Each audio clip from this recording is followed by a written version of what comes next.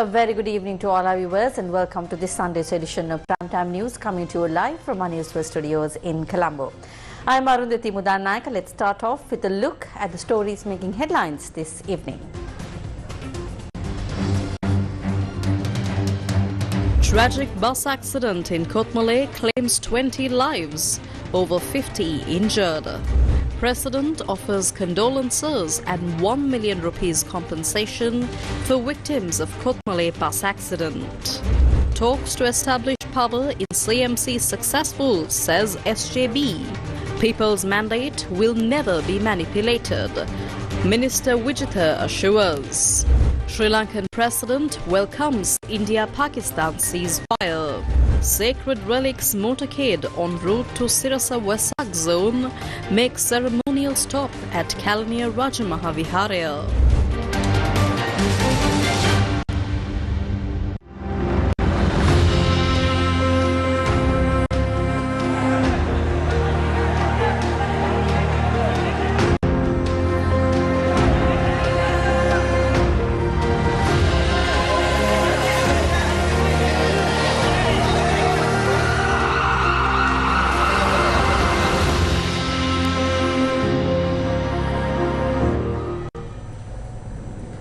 A devastating accident occurred early today on the Nuwara-Eliya-Gampula main road near the Garandiyala in Kotmale when a bus veered off the road and plunged into a precipice. The accident claimed the lives of 22 people, including the bus driver. More than 50 people, including the injured bus conductor, are currently receiving medical treatment. The cause of the accident has not yet been determined.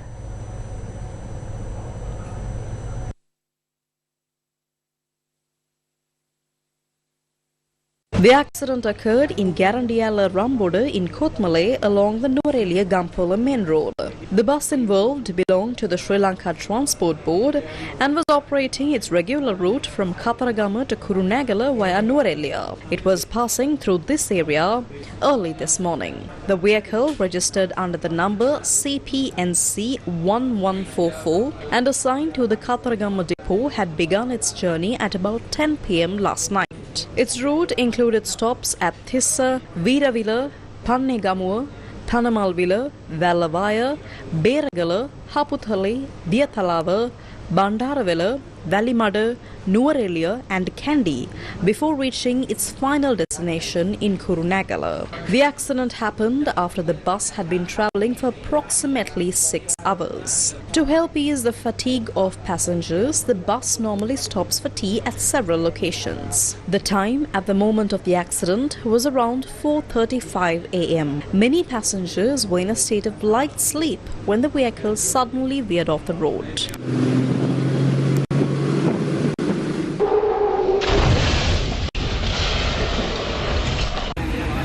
The bus then plunged into a precipice approximately 350 feet deep. At the time of the accident, there were more than 70 passengers on board, including children. Many sustained serious injuries as a result. Local residents, along with members of the security forces, quickly responded to the scene. Together, they helped rescue those who were trapped inside and beneath the bus and transported them to nearby hospitals.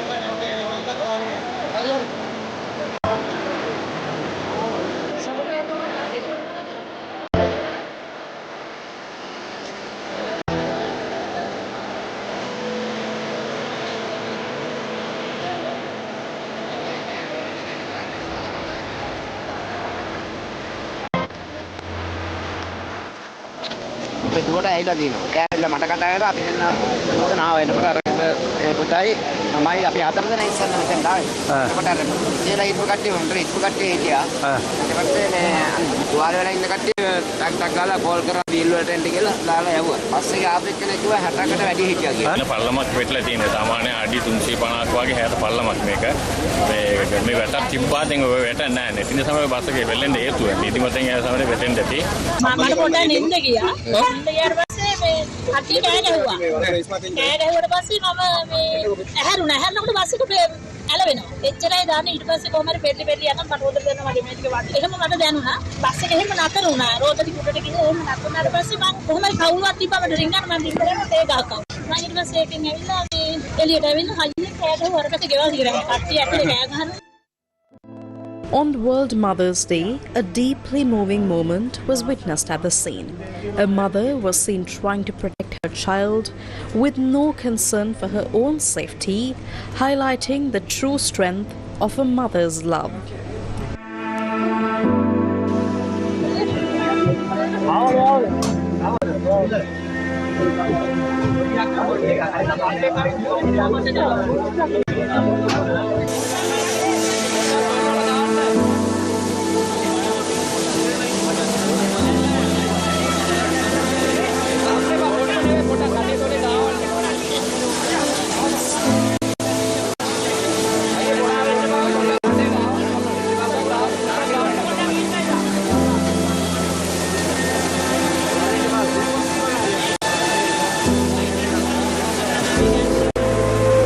Nearly 40 people, including the bus driver and several passengers, were quickly taken to the Kothmale Divisional Hospital and the Nuwara District General Hospital. Another group of injured passengers were admitted to the Gampola Teaching Hospital.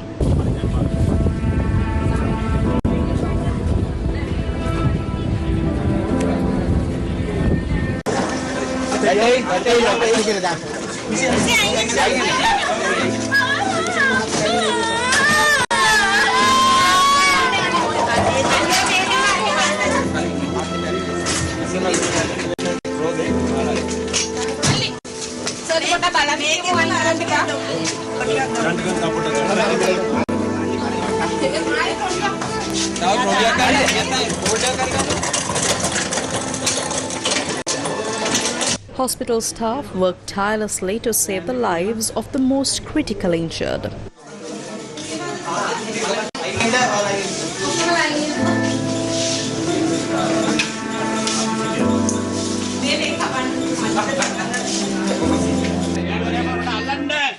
Unfortunately, some of the injured succumbed to their injuries.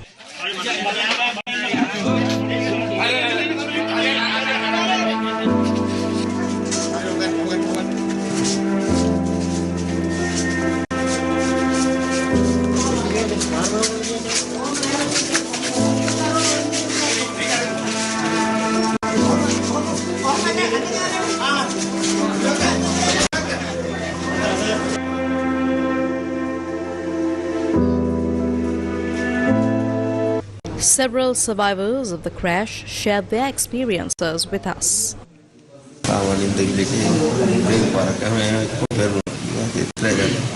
එකපාරම bus එක ආවා speed ආවට එකක් ඇවිල්ලා break පාර ගන්නකොට වම් පැත්තට යන බස් එක යමුනා ඊට පස්සේ රෝල් වෙලා ගිහින් ඇල්ට ඊට පස්සේ විනාඩියක් විතර ගියා මට එන්න ගලවගෙන ඊට පස්සේ ඇවිල්ලා බැලුවා ගන්න පුළුවන් කට්ටිය මට ඒ වෙලාවේ ගන්න පුළුවන් කට්ටිය ගත්තා එළියට අරන් ඒ කට්ටිය වාඩි කරලා පොඩි ළමයි තුන් හතර දෙනෙක් හිටියා ඒ කට්ටිය උඩට අරන් ගිහලා චූටි පිටින අරගෙන මම විල් එක දාගෙන ආවා හොස්පිටල් එකට.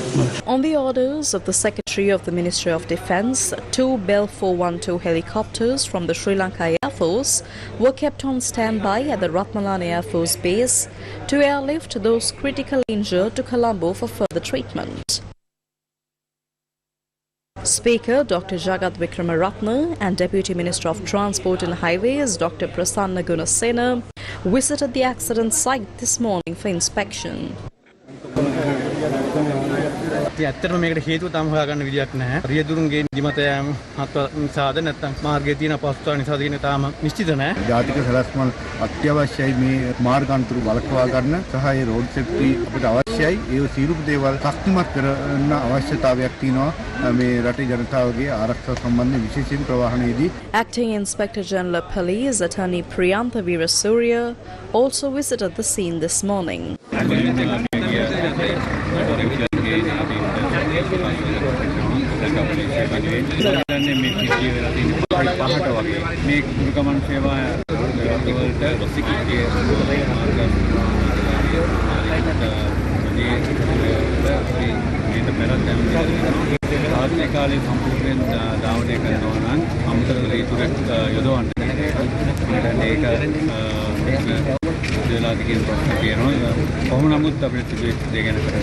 Police suspect that the accident may have been caused by the driver either falling asleep or suffering a sudden illness. The bus driver also died in the crash. The 44-year-old driver, a resident of Tisamarama, has 16 years of experience with the Sri Lanka Transport Board. Hospital officials said that the injured conductor is also in serious condition.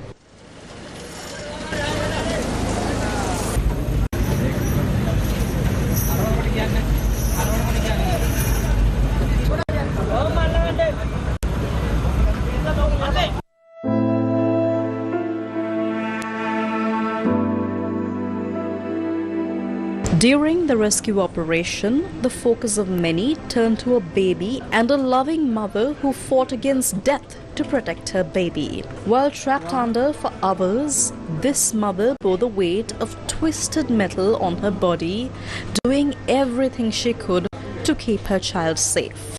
The 9-month-old was taken to the Nuwara hospital and survived.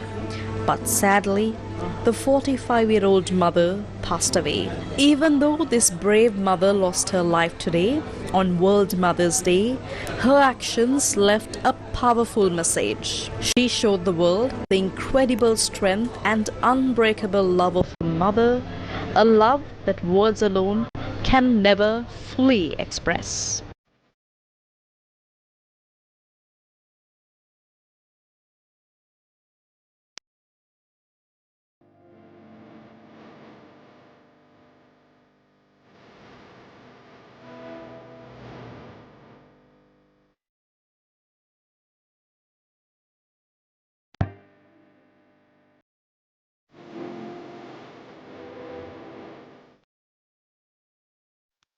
President Anura Kumara Dissanayake has expressed his condolences to the families of those who lost their lives in the bus accident that occurred in Garandiyala.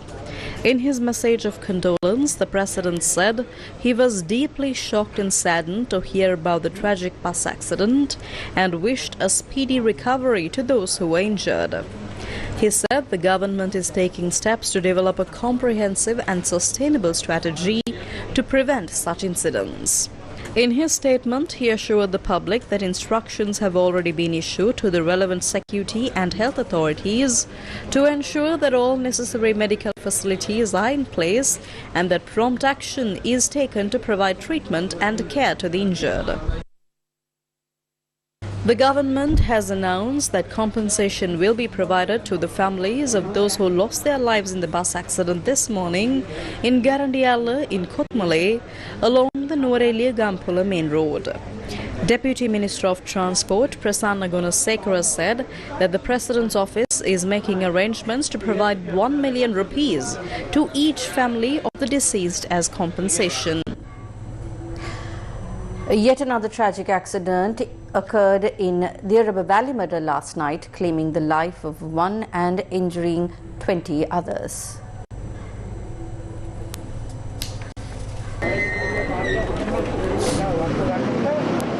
The accident was reported at about 8 last night in Niraba Valley Murder. Police said the accident occurred when a passenger bus travelling from Bandaravela to Valley Murder lost control, veered off the road and plunged into a precipice. The injured were taken to the hospitals in Valley Murder, Nilavatha, Bandaravela and Diathalava for treatment. The victim, who lost his life, has been identified as a 56-year-old resident of Haddaulla Valley Murder. Police said preliminary investigations revealed that excessive speed and reckless driving were the primary causes of the crash. The wreckage of the Bell 212 helicopter that crashed into the Madurai Reservoir has been handed over to the Katunayake Air Force Engineering Division for further investigations. A 9-member investigation panel appointed to probe the Madurai Bell 212 helicopter crash have already conducted on-site inspections. The helicopter, operated by the Sri Lanka Air Force, crashed on Friday, claiming the lives of 6 service members from both the Air Force and Army. In the aftermath of the crash, fuel leaked into the Madurai Reservoir. The Department of Coast Conservation and Coastal Resource Management responded swiftly to minimize environmental damage, while the Sri Lanka Navy said that surface oil slicks have now been successfully removed. Among the victims was Sergeant Thusita Varna of the Army Special Forces, a resident of Pinnavala, Balangoda.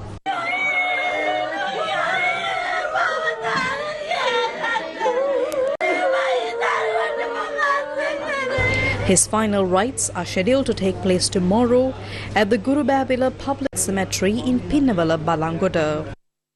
The body of 28-year-old Corporal Vimukti Dasanayaka was taken to his home in Palupitiya, Mathale last night.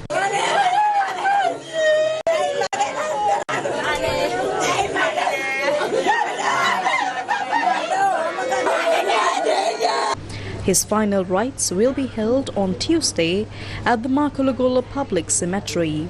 The final rites of Corporal Lakmal Pereira of the Army Special Forces, a resident of Tekavatta Katana, will be held tomorrow. The remains of Corporal Prasad Premaratna, another Army Special Forces member, were brought to his home in Variapola last night.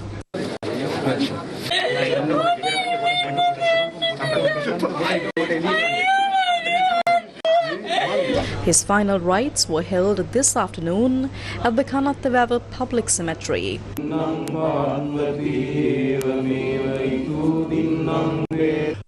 Commander of the Air Force, Air Marshal Bandhu Edri Singha, attended the funeral of Sergeant Sanatudaya Kumara, who also lost his life in the accident. His remains lay at his residence in Dehibadda Valimada. The final rites will be held tomorrow at the Mahathana Public Cemetery.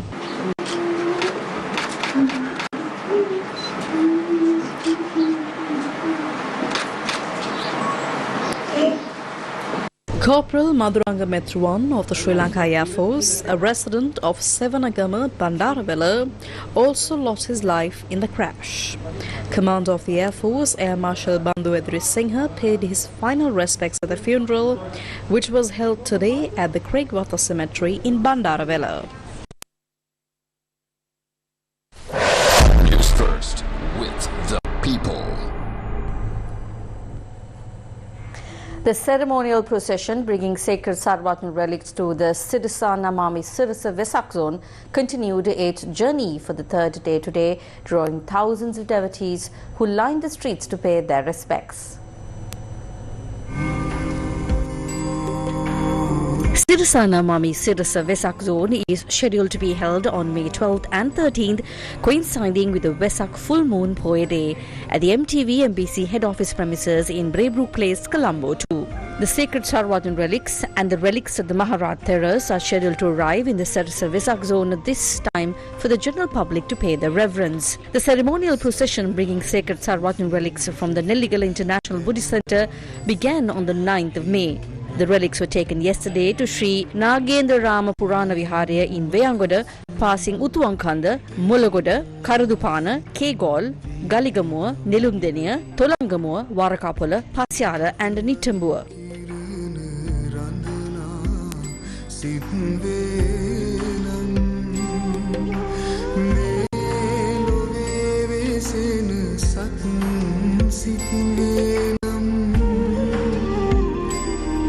Sirasa Namami Sirasa Namami.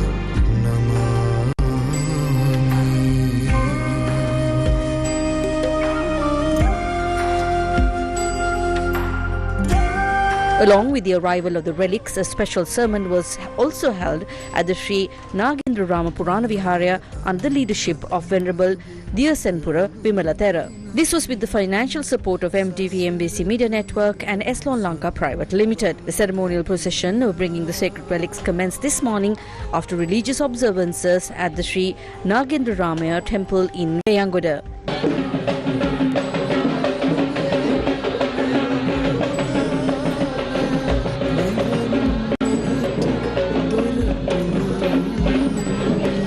The procession carrying the sacred relics reached the Kalani Rajama Vihara, travelling through Nitambua, Kalagirihena, Yakkala, Miriswatta, Belumahara, Kirillavala, Aldenia, Kadavata, Mahara, Kiribadgoda, Torona Junction and Waragoda Road.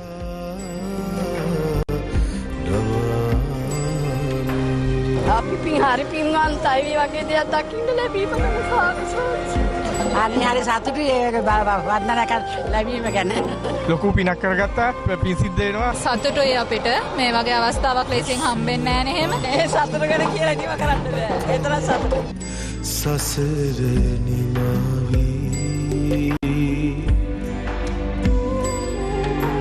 හිස් මනස් කෙලෙස්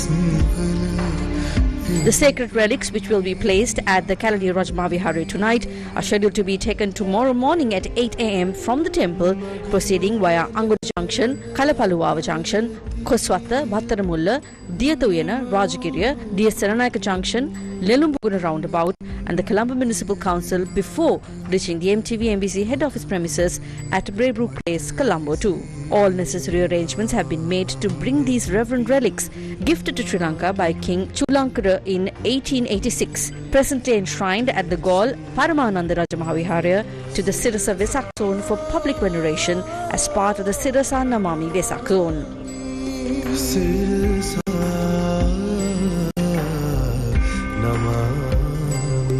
This year's Sirasa Vesak zone will offer a rich spiritual and cultural experience featuring a sacred relics pilgrimage, a grand perhara, a devotional performance hall, a beautifully crafted pandal, Vesak lanterns, devotional songs and more. All arrangements have been finalized for the Sirasa Namami Sirasa Vesak Perahara, which will take to the streets tomorrow night at 7 p.m. The grand procession will commence from the MTV MBC head office along Dawson Street and Park Street, passing the Lipton roundabout near Town Hall and return to the Vesak zone via Union Place.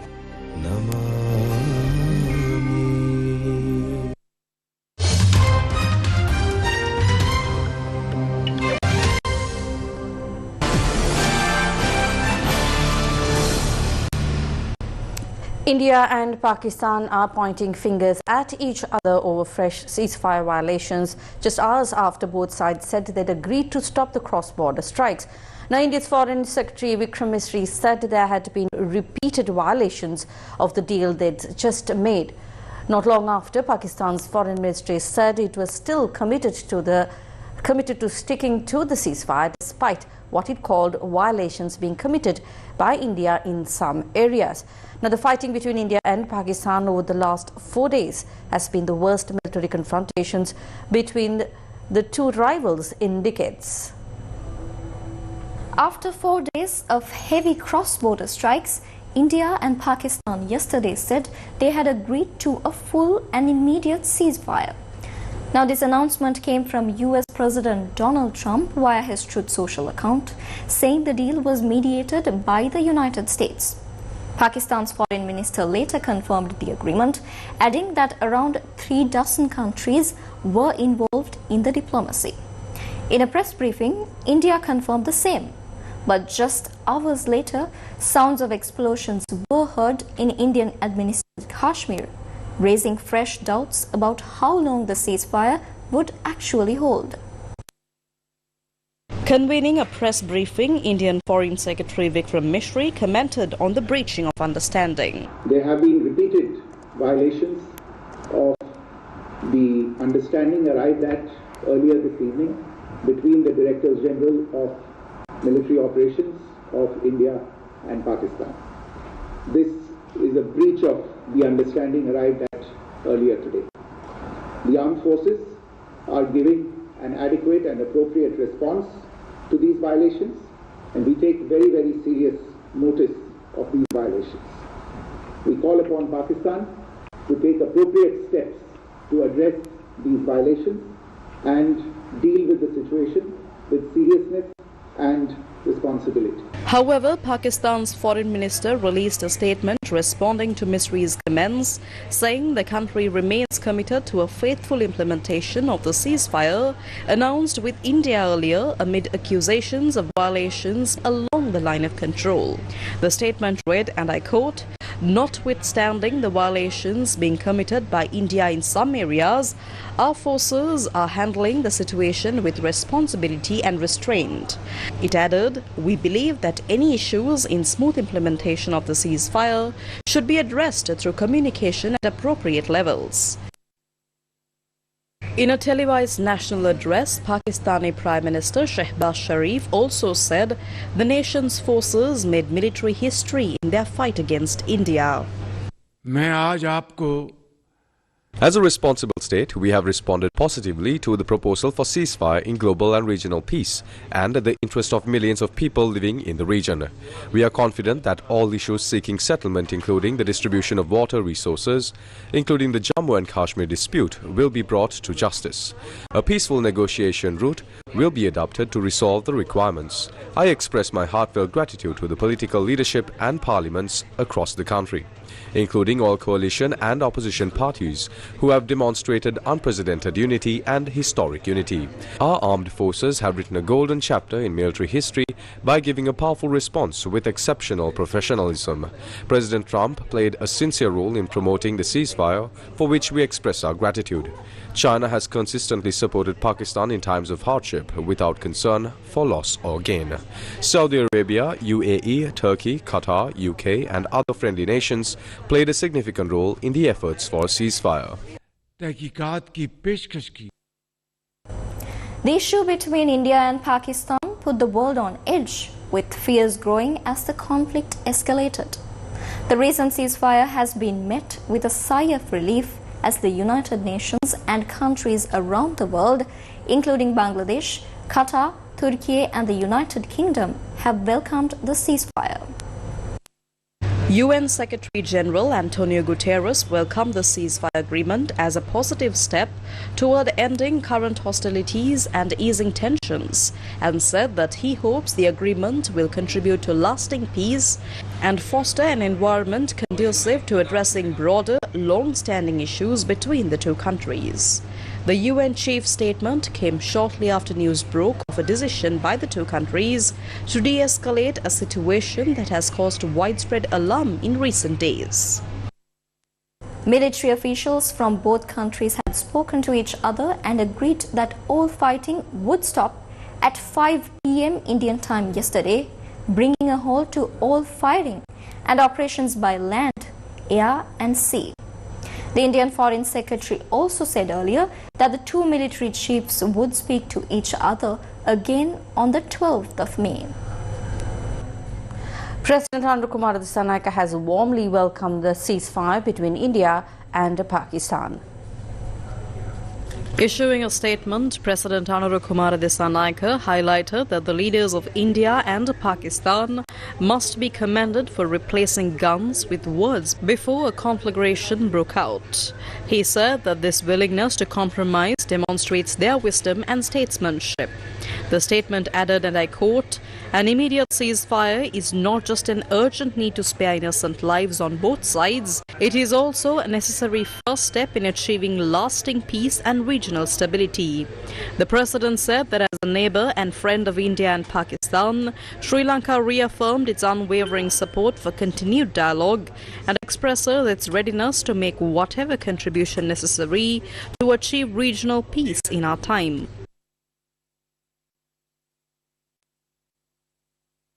Russian President Vladimir Putin has proposed direct talks with Ukraine in Istanbul on May 15th without preconditions to achieve lasting peace and eliminate the root causes of the three-year conflict.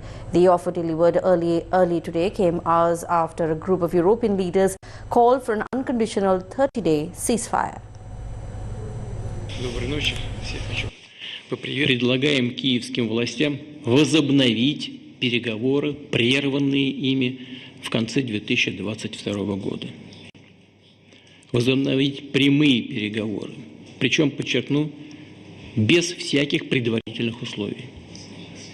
Начать предлагаем без промедления уже в следующий четверг, 15 мая, в Стамбуле, там, где они проводились ранее и там, где они были прерваны.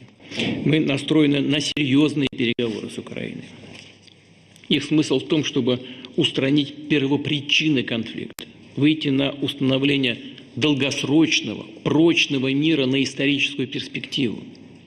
Не исключаем, что в ходе этих переговоров удастся договориться и о каких-то новых перемириях, о новом прекращении огня. Russian President Vladimir Putin's address came just hours after the leaders of Germany, France, the United Kingdom and Poland stood alongside Ukrainian President Volodymyr Zelensky in Kiev and urged Putin to agree to a 30-day ceasefire starting on Monday or face possible massive sanctions. Putin, however, rejected that proposal, slamming European ultimatums and what he called anti-Russian rhetoric, before outlining the counter-proposal for renewed Russia-Ukraine negotiations. Reacting to Putin's proposal for direct talks, Zelensky said his country was ready to meet Russia for talks.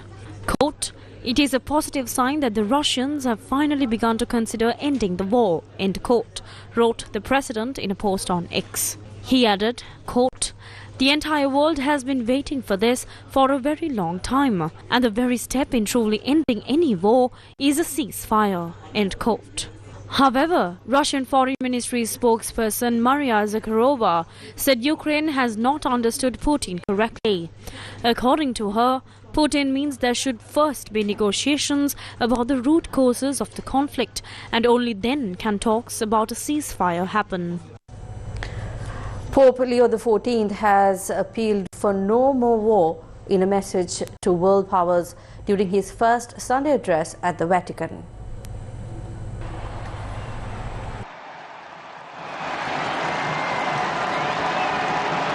Reflecting on current conflicts, Pope Leo XIV called for a lasting peace in the war in Ukraine, a ceasefire in Gaza, and welcomed yesterday's agreement to end recent hostilities between India and Pakistan. The Pope also recited a prayer in honor of Virgin Mary to the crowd in St. Peter's Square. Ora pro nobis Deum. Hallelujah. Pope Leo XIV was chosen as the new leader of the Catholic Church on Thursday, following a two-day conclave in Vatican City and the death of his predecessor, Pope Francis. The local government election Sri Lanka 2025. The Samagi Janabalawege said that talks to form a majority in the Colombo Municipal Council have ended successfully. ඔබතුමාලගේ Gampaha district සංවිධායකතුමා ඊයේ මාධ්‍යයට ප්‍රකාශයක් කරලා ඔබතුමාලා මේ වරුත් එක්ක deal දාලා ඉන්න සභා පීඨුවන්න හදන කියලා එතුමා ඉල්ලාස් වුණා. වරුත් එක්ක කිසිම ඩීල් එකක් තාම We haven't made any deals with shady people. We are still talking to different groups. But when it comes to making a final decision, if we feel someone has a background like the underworld figures you mentioned, we need to think twice about working with them.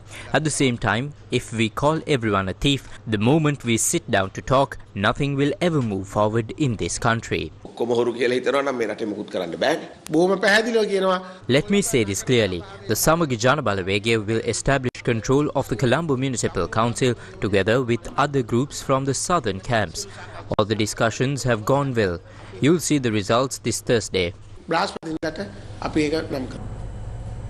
Minister of Foreign Affairs, Foreign Employment and Tourism Vijay Dheerat said today that the government will not allow create certain opposition groups to twist or misrepresent the people's mandate in the recent local government elections. The inauguration of the National People's Power Office in Yakkala was held today. Minister of Foreign Affairs, Foreign Employment and Tourism Vijay Dheerat, along with several ministers and members of parliament, also attended the event. The Malimawa The Compass received the highest number of votes. The people of this country have supported the Compass and given us the most power. We have clearly won. Now some people are trying to say that everyone else is one opposition. That's not true. There are many different groups. It's wrong to call all of them anti-government. They contested in the local elections to win seats and represent their own villages. Some candidates want seats in local government bodies, either on their own or through smaller parties. Many of them are willing to work with the government to improve. So don't have any doubts. We will take control in every area we have won, even in places where we didn't get more than 50% of the vote. A lot of people are talking about the Colombo Municipal Council. In Colombo, we won the most seats, 48 in total. The SJB only has 29 seats. The mayoral candidate also lost in their own ward to a 19-year-old candidate representing the Compass. That result says a lot. Now the SJB, even after losing their own division, is trying to take control of the CMC. That's not going to happen. We are confident that the Compass will lead the Colombo Municipal Council. At the same time, we want to make it clear that the National People's Power will not use bribes, money, gifts or unfair deals to take control of any local government body or municipal council. If any council members or elected representatives want to work with us and support our plans, we are ready to share duties and lead these local councils together.